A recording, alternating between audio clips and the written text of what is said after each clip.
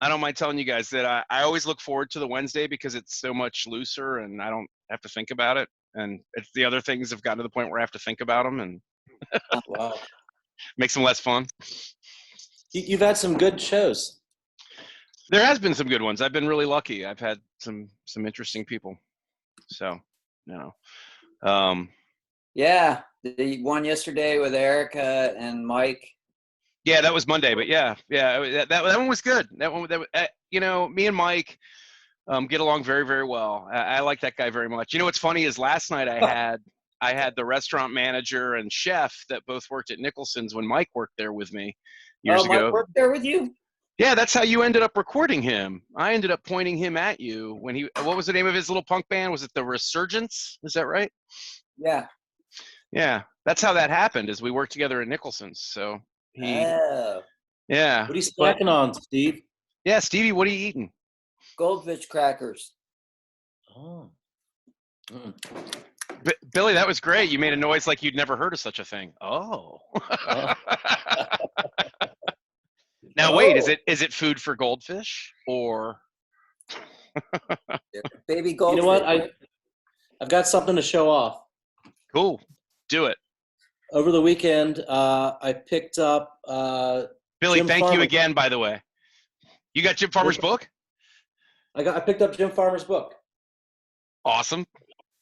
I haven't read it yet. It's full of statistics from 1842 and stuff like that. Yeah. He's 1869 he's a sports historian. What's it called? The Cincinnati Sports Chronicle. Volume 1. Oh, right. Which means this is going to continue. Guess who's going to be a guest with me on Monday, on the 11th? Jim Farmer. That's correct. Well, I'll let him tell the rest of it. And I got this one in the mail too. Oh, nice. Damo. I am Damo Suzuki. Now, is that a ghost written or specifically written autobiography? It's kind of like written by him with this other dude, and it seems to be structured in a way of like a page worth of recollections by a different person, and then they just kind of do that. Trade what they remember and see where the truth lies, kind of thing. I think so. I haven't. Now, do me a favor. My guess is you're going to talk to Damo at some point again, because you guys seem to have hit it off, and he seems more than willing to chat. Right? Not 2 for 2, but there's just nothing to do sometimes. So well, if somebody wants to talk, why not? Well, I actually agonized a little bit both times because I knew, because you were kind enough to let me know ahead of time, both times that you had spoken with Damo. You told me that these were happening, and I thought, man, I need to think of something to ask that guy. And now that I've seen that the name of his book is I Am Damo Suzuki, I want you to ask him how he feels about naming his book after a Fall song. Right, and whether or not he has to think about that, even though he is in fact Damo Suzuki. Is that what record? Are you a Fall fan, Billy? I'm pretty sure Stevie's not. Stevie, are you a Fall fan? Not really. I've never made the full plunge into the Fall, but anything I've heard, I've really enjoyed. Some of it's pretty exceptional. I'm not like a huge fan or anything, but the Hex Induction Hour, I mean, one of the finest complete albums ever recorded. Just unbelievable. Didn't they just release a deluxe box set of that? Yeah, and I mean, when it's something I really love, my initial reaction is, this is awesome. I get to hear all this extra stuff. But like Spiritualized put out a deluxe box set of Ladies and Gentlemen, We're Floating in Space, right? And Stevie can attest to this. I loved that record very much. Who doesn't? Right. I'm right. Who doesn't? But the box set, for whatever reason, it's like 80 tracks, and probably 50 of them are literally just isolated or scratch tracks from the recording of the record, and they're awful to listen to. It's just not. It's just like, so it's just like, it's in my iTunes and it comes up and I'm like, fuck, and I gotta split. It's just awful. like 5 minutes of drone, one instrument. Yeah, or it's like, there's one track that's nothing but the background choir for the first track of the record. And so there's all this silence. It's like you get this hiss, and then these people sing for a few seconds, and then there's hissing. It's just like I'm not sure what the thought process was, but They it's not. could have edited that out, Maybe, or they could have just, given us interesting outtakes or songs that didn't make the record, which is why you do a box set. Nobody wants to hear the individual tracks. Well, especially not when there's silence. Right. Stevie, I've been doing, and I mean no disrespect, because I know I still haven't sent you anything, but I've been doing a shit ton of like recording stuff and sending tracks to people, and I want to get your opinion on something. One, I remember you telling me my bass sounded like a fart down at Herzog like last year, and doing this isolated recording stuff, it just doesn't sound very good. But I found that if I record super low, like if I make sure I'm 0 and that anything else I'm with is either minus or not, then I skip a lot of. I get to avoid a lot of the distortion and overdriven nonsense that I think you fought with me about for years, right? Well, when you're recording, just all you got to do is make sure you're not overloading the channel. But is there? See, that's my point. But is there a bottom end that's bad too? Like if I'm recording too low? Because what I'm doing right now is I'm kind of pegging it between. Like I'm trying to make it so that I'm not even really in the yellow. You know what I'm talking about? And but I have to bring everybody else's levels down so I can even hear what I'm doing. And I just, even though it's a DI recording, I worry a little bit about it being usable if it's too quiet. You know what I mean? Yeah. Well, it'll still work if it's quiet. The only thing that ruins it is if you overload it. Yeah. Okay. So that's kind of what my thought process was. Is you can't err on the side of weak. As long as it's audible and the track is there, then it can always be brought up. But if it's too hot, too strong, it can't be brought back down. Yeah, like if you send me just the raw track, whatever you just plug in and record, that's what I want, because right. You can put a compressor on it and all. You can do whatever you want. Yeah, you can do whatever you want on your end. Yeah. Okay. Well, I want you to know that Death Warmed Over, I've recorded probably 200 tracks on that I've discarded. Okay. What's a raw dog? Including keys and guitars. Hey, Steve. Yeah. My friend Mike Ingram was remotely helping me set up some stuff on my one of my computers, and he taught me to check out Presonus. And I guess it's built in. Like you can get a USB MIDI keyboard, and like they all are now. Like this bank of synthesizers and stuff through that. So yeah, I guess like in a week I'm gonna have this little MIDI keyboard thing to play around with. Yeah, my son's and I shouldn't say shitty because we spent a pretty good amount of money on it, but we bought him a full size like Yamaha full size keys years ago. Weighted keys. They're not weighted. They're what's the word?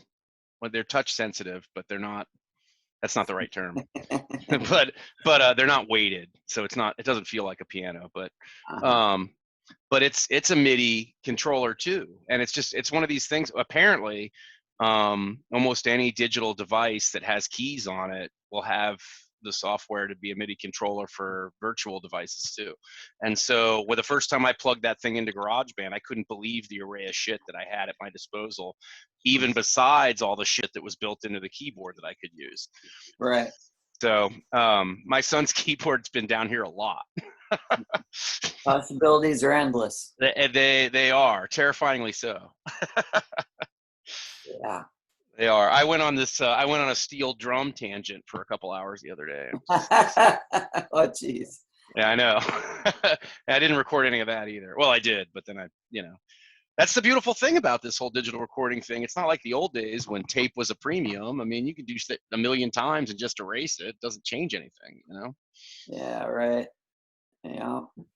So, doing some stuff, writing some stuff. But I promise, Steve, you'll have a Death Warmed Over before the next time we see each other like this again. The hardest time I'm having with it, I tried to go in like a bunch of different directions because I mean, it's 2 parts and they're pretty simple and it's very straightforward. And obviously the first couple of passes I made with it, I just did the root notes and carried it through and tried to maintain whatever energy. And I'd get bored and go back and try and like do other things. And I was real excited when I saw you send that email to Brent that you said an accordion. Yeah. But it wasn't the same song. What? It wasn't Death Warmed Over. It was the other track. Yeah, because I sent him that one too. Yeah, well, that was the thing is I was all excited. I was like, oh, cool, an accordion on this song I've been dicking around with, but it's not the same song. So No, you already had bass on that one. yeah, that's what I discovered. I was just like, fuck. I'm going to re-record that too, though, probably before it's all over. Yeah, the two bass thing. How's Don, Stevie? Good. Working me. Yeah, what are you guys doing now? You've moved all those trees. You just doing like general brush clearing and maintenance kind of shit? Whoa, mowing today, but the last couple days we got this property across the road that people have been four-wheeling back there. Oh, nice. So just tearing it up. Basically, so we had to, and they drove through like a little creek, and the wheels made whole like big ditches that we had to kind of, like refill in and everything. It turned into a huge project. So they not only four-wheeled the property, but made sure to add water so the damage was more extensive. Pretty much, yeah. Now, there's nothing you can do about that, though, is there? I mean, well, we need a new no trespassing sign because the one that's there you can't read. It's so old. You need one of those no trespassing posted signs so people know you can shoot them. Yeah, or you will be shot. Right. I did do some shotgun shooting the other day. Oh yeah. Molly came out with her boyfriend and a shotgun. And Molly shot a shotgun for the first time. Did it knock her back, or what was it? 12 gauge? I forget what it was, but yeah, it knocked her back. Yeah. She was real scared to shoot at first. Yeah. Yeah. That's is that your dad's? Is that just live at the house, just the single barrel pump action 12 gauge, or what's the story with it? It's just a farm gun, right? No, Chris brought it. See, that's home security. Chris has a couple guns. He was in the Navy, so he's got a couple guns. That makes sense. Wouldn't it make more sense to say he was in the Navy, so he has a boat? Well, he wasn't a captain or anything like that. Right. And it is a fighting force. Let's not quibble about that. But they gave him ample training with firearms, so he knows how to use them. Right, but I mean, I think one of the first lessons is you don't put it in the hands of your girlfriend who's never shot a gun before. She starts waving it around, all of a sudden pointing at you, and you're like, right. First thing, never point it where you don't want to shoot it. That's right. If you don't want somebody dead, you don't point a gun at them. Right. Yeah. But even the pistol, 9mm, it's like it really kicks. Does it? Most 9mm I've fired have been pretty polite. It's loud. I think it's not as loud when you're actually squeezing it. If you're standing next to somebody shooting it, it seems twice as loud. Mm-hmm. So people wear shit like this. Yeah. Yep. And I happen to be standing right where all the shells were being ejected from the pistol. Did you touch one? A casing ejected from a pistol is hot. I got on the other side. Yeah, because a casing coming out of a gun is hot as fuck. That's why I wanted to get out of the way. Of course. I had a buddy of mine last week, apparently in the middle of the night, was woken up by someone trying to kick in his back door. And right? And this is the way I understand it. Obviously I wasn't there, but apparently he went to the back door and there was a deadbolt that was still holding, but this person was still trying to kick the door in anyway, even though he was screaming at the guy that he was calling 911 and he had a gun and whatever. And the guy apparently did give up because that lock held. And the police came and were just perplexed by the whole thing. No evidence of anything more than this person trying to get in the house.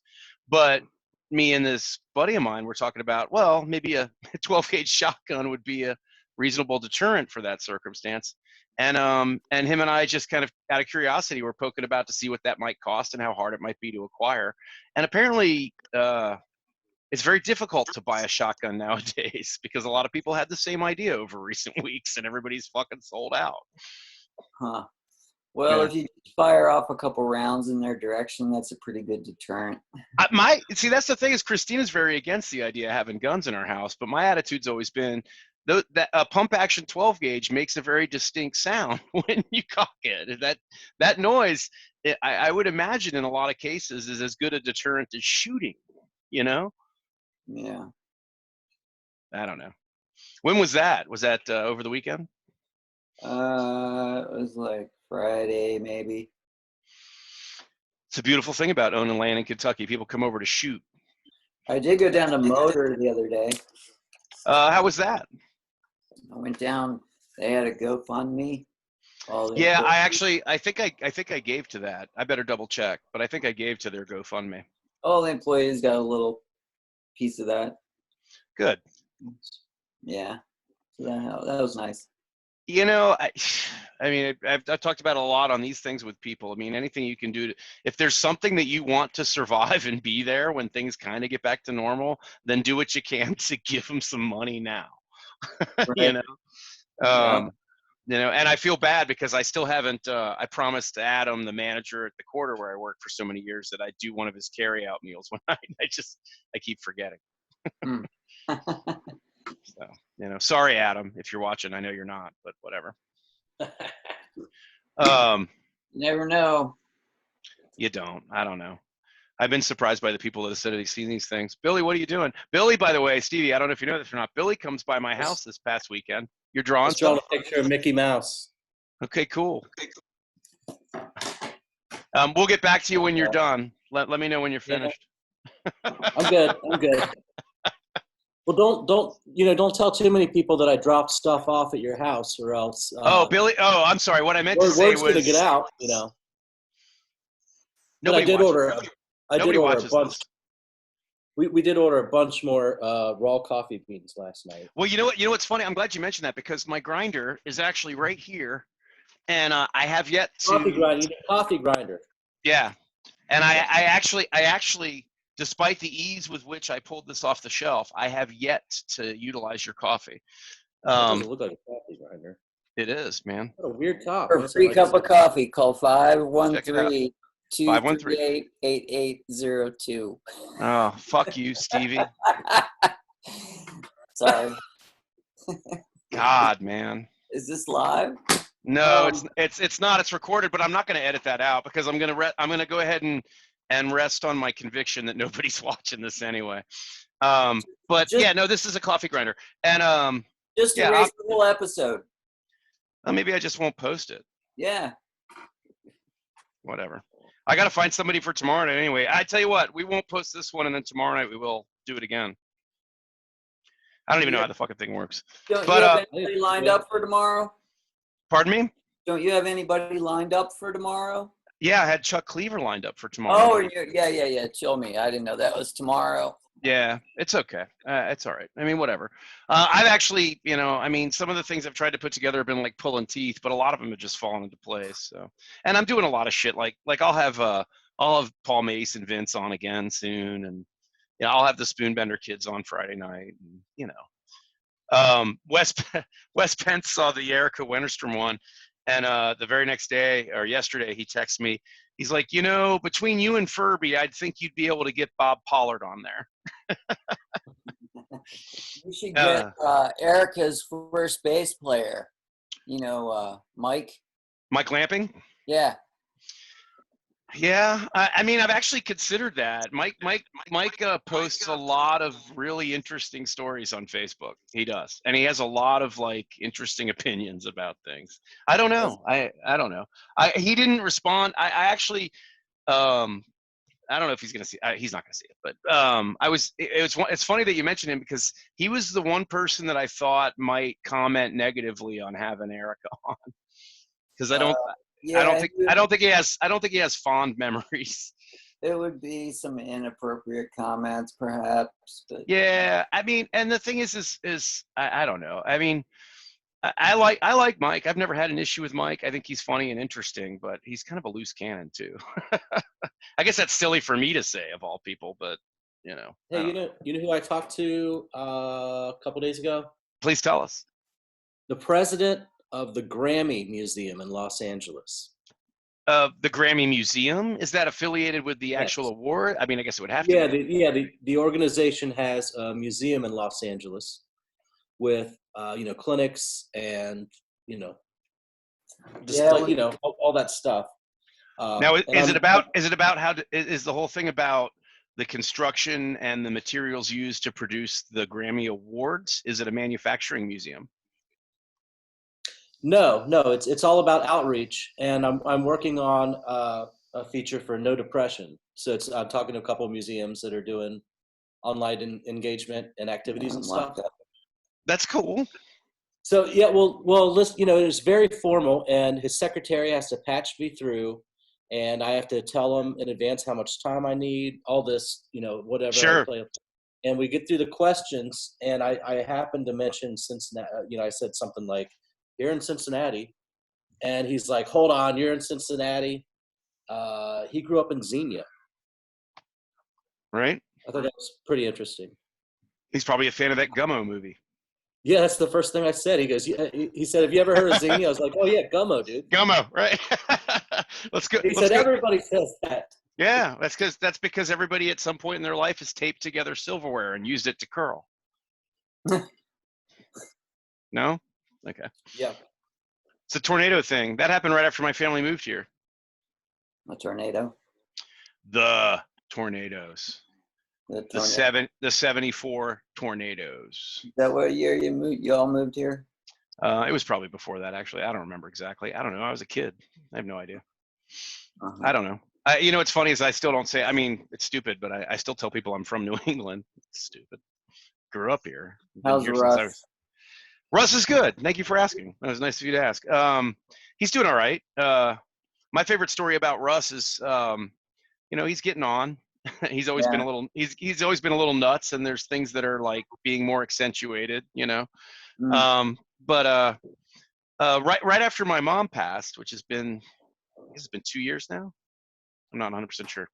But right after my mom passed, they had this cat, and the cat was 20 some years old. I mean, it was this ancient fucking animal, and so its teeth were all rotted out of its head, and it just, you know, it was kind of crept around. Its name was Pepper, and my dad loved this cat, and Pepper was still around when my mom passed, but my dad he reached this point where he had food scattered all over his house because he wanted to make sure Pepper ate, but he wasn't sure what her capabilities were like, and so we'd go over to my dad's house, and there'd be 27 of the, you know, the little salad paper plates all over his house with flies and shit because he put all this food down for the cat that couldn't eat, right? Mm-hmm. And and you know, we all thought it was a little oingo boingo, but we kind of let it go under the circumstances with the cat, and the cat finally died. And my dad's house somehow got a lot cleaner and smelled a lot better, you know, over the course of months after the cat passed away.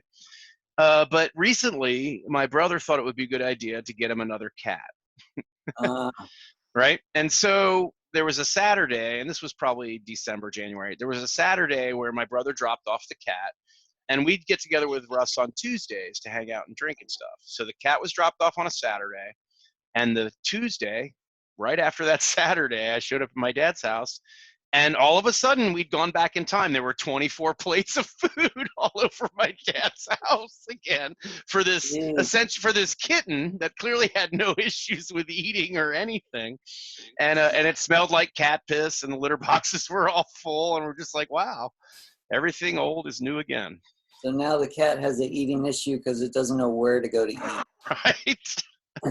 Yeah, and it's one of these things. It's just like you can have the logical conversation with them where you're like, you know, it's a cat, you know, they'll snack. You could put a bowl of dry food down on a little wet food, and that's it. You know, they'll be fine.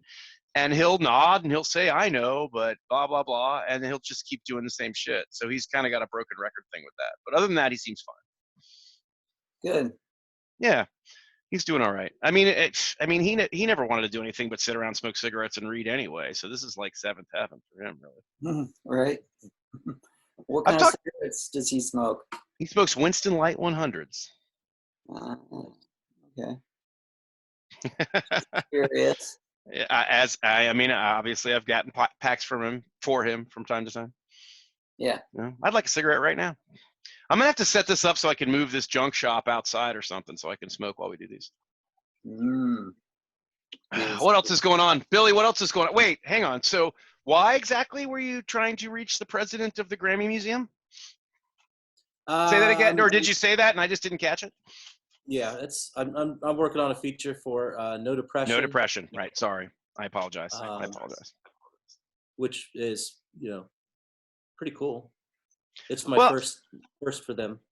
And so, I mean, the Grammy Museum. I mean, there's tons of museums here in Cincinnati. Do you think? I mean, isn't the CAC and the Cincinnati Art Museum doing some of this virtual stuff too, or have you delved into that? Yeah. First, I kind of pitched that story to a couple local news outlets, and they, didn't really bite for whatever reason. And on a whim, I said it to No Depression, and I said, I can focus on the country museums and what they're doing. And right, like, yeah. Well, that's cool. It's always nice to know. I mean, Scott, when Billy purses his lips a certain way, he has this like Mitch McConnell look to him for some reason. Now Billy started shaking his head way before you finished that. Have you guys already talked about this? No, we haven't. Now I'll be really self-conscious.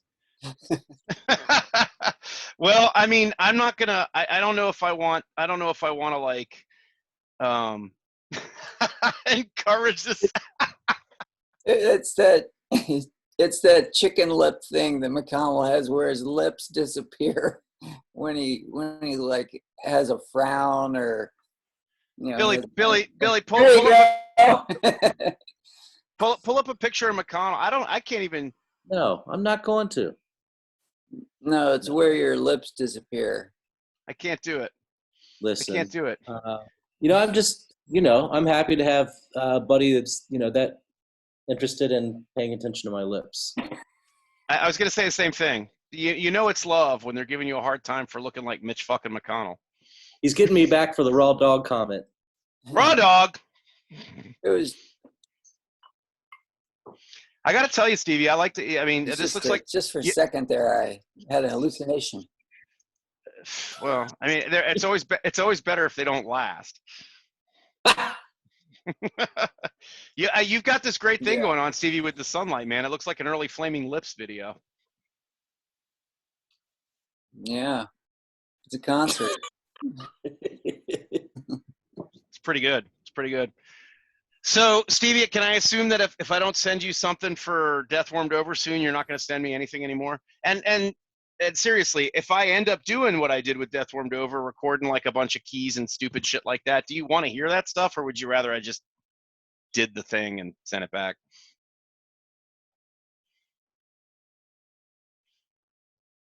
My wife, my internet sucks here. What I was going to say is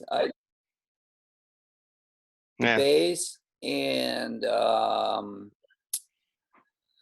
just going to sit then until you can like come out here and do it in person. Oh, you mean as far as like other shit?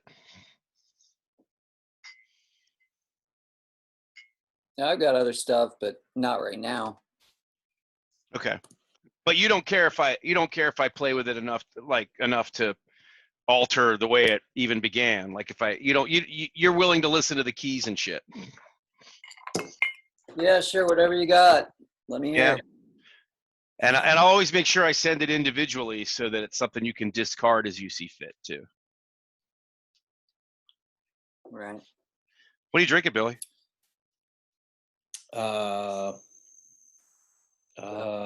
I forget. Let me get the bottle. Wow. Really? Seriously?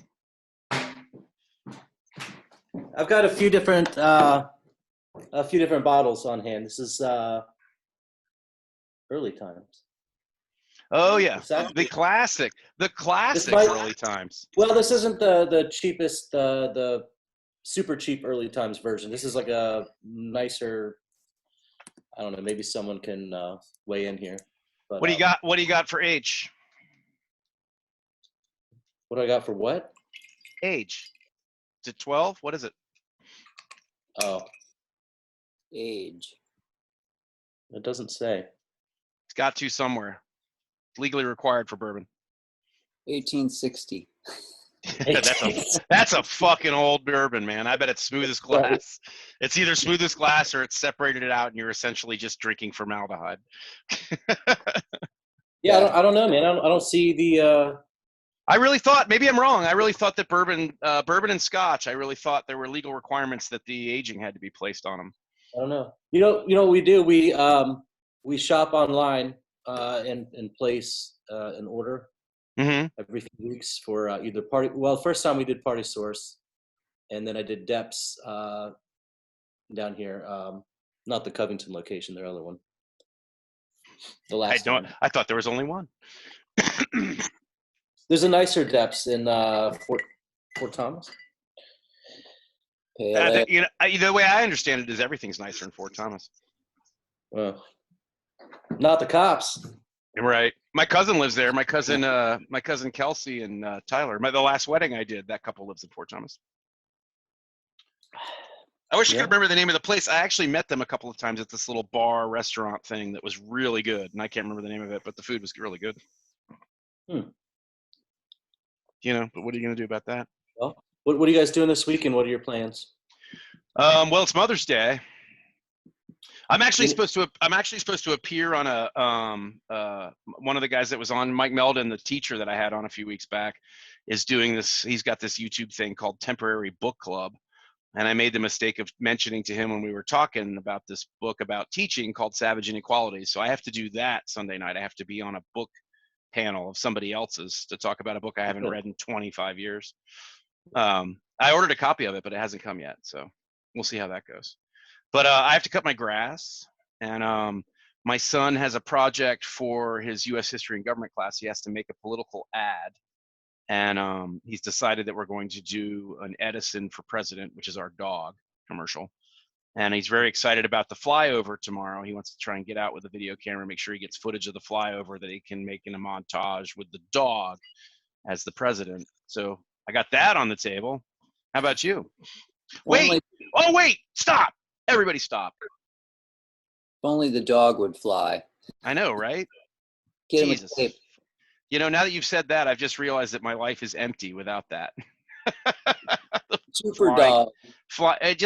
Think about how the world would be if dogs in general could fly. It'd be a much different world. I think it would.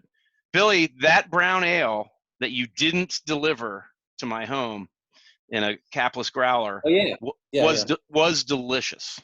Oh, I'm glad you liked it. I did. I liked it a lot. And the thing is that when you said it was an IPA and then you said it was more like a red ale, I thought, we'll see. But it was very rich. It was a brown ale every day. I don't get into complicated kits, but that one actually had like wood chips that it kind of fermented with those sitting inside of it.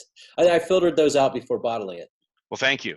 I mean, my gums have receded so bad that marshmallow gets caught in my teeth, so wood chips would have been a problem. No, it was delicious. It really was. And the cider was, the cider was terrible, but it's just because it wasn't my thing. My wife kind of liked it. Really? Yeah, she kind of liked it. She wouldn't drink it. I drank it all anyway because it had alcohol in it. Right. But if you, I have that growler. I have it well cleaned, and I found a cap that fits it. Oh, right on. Cool. So that I'll get back eventually. Well, I should return it to you. I should deliver it to your house. Oh, geez. Well, we'll see. We'll see. I'm gonna want to get out. You know who I'm talking to tomorrow? Do you guys know Don Thrasher? Yeah, I know of him. I got a call with Don tomorrow afternoon.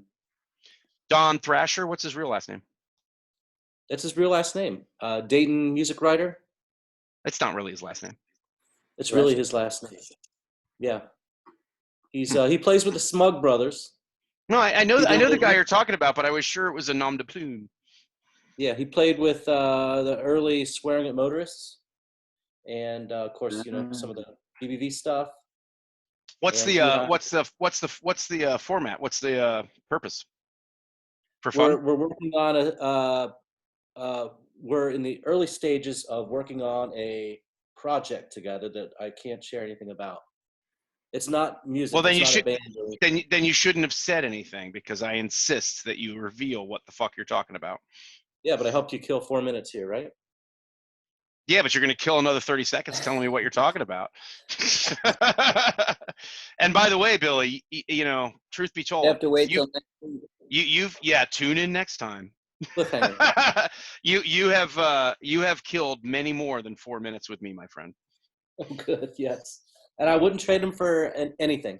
Aw, that's sweet of you to say. I don't mind telling you that I'm kind of proud of the fact that I've only had to call on you as an emergency fill-in once because I feel like it's weird. Even though your willingness is great, and I appreciate it, I just like, I don't want to do that to Bill again. So Yeah, John David, so hey, do you want to join? Oh, by the way, Ken Haynes, I reached out to him and said, hey, let's schedule this, and he didn't respond. So maybe he was kind of put off. Yeah, poke him with a stick. I think he'd be a good guest. I think so too. And I was thinking, You know who else? I'm Aaron open Sharp.